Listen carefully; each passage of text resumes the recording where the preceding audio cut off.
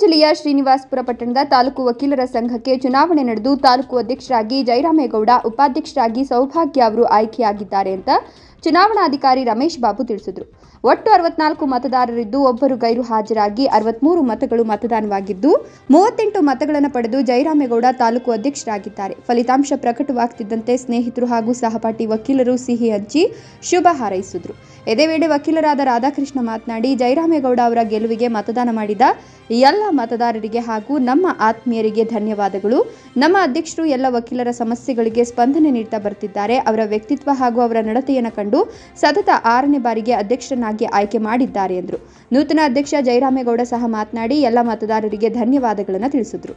ಶಾಂತಿಯುತವಾಗಿ ನಮ್ಮ ಅಸೋಸಿಯೇಷನ್ನಲ್ಲಿ ಚುನಾವಣೆ ನಡೆದಿದ್ದು, ಚುನಾವಣೆಯಲ್ಲಿ ನಮ್ಮ ಅಭ್ಯರ್ಥಿಯಾದಂತಹ ಜಯರಾಮೇಗೌಡರವರು ಜಯಶೀಲರಾಗಲಿಕ್ಕೆ ಯಾರು ಶ್ರಮಿಸಿದ್ದಾರೆ ಮತ್ತು ನಮ್ಮ ಟೀಮ್ ಏನಿದೆ ಎಲ್ಲ ಶ್ರಮಿಸಿ ಹಗಲು ರಾತ್ರಿಯಿಂದ ಶ್ರಮಪಟ್ಟು ಒಳ್ಳೆ ವ್ಯಕ್ತಿಯನ್ನು ಆಯ್ಕೆ ಮಾಡಿದ್ದಾರೆ.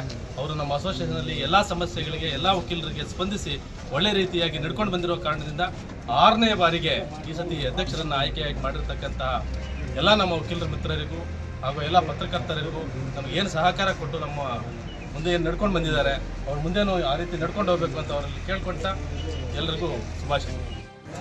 ಸುಮಾರು 27 ವರ್ಷಗಳಿಂದ ವಕೀಲ ವೃತ್ತಿಯನ್ನು ಈ ನ್ಯಾಯಾಲಯದಲ್ಲಿ ಬಂದಿದ್ದು, ನನ್ನ ವಕೀಲರ ಮಿತ್ರರು ನನ್ನನ್ನು 6ನೇ ಬಾರಿಗೆ ವಕೀಲರ ಅಧ್ಯಕ್ಷರನ್ನಾಗಿ ಆಯ್ಕೆ ಮಾಡಿದಾಗೆ ಅವರೆಲ್ಲರಿಗೂ ನನ್ನ ಧನ್ಯವಾದಗಳು.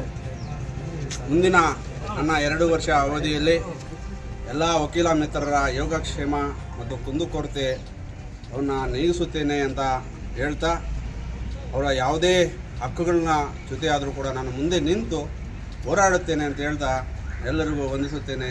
ಜೈ ಹಿಂದ್, ಜೈ ಕರ್ನಾಟಕ.